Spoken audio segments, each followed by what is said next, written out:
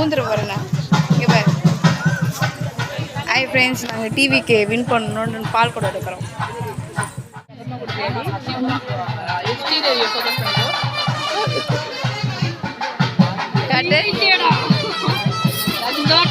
எதுக்காக நாங்கள் இப்போ பால் கூட எடுக்கணும்னா டிவிக்கு வந்து சிஎம் ஆகணும், விஜய் வந்து சிஎம் ஆகணும். நாங்கள் இப்போ பால் கூட எடுக்கிறோம். இதை போட்டு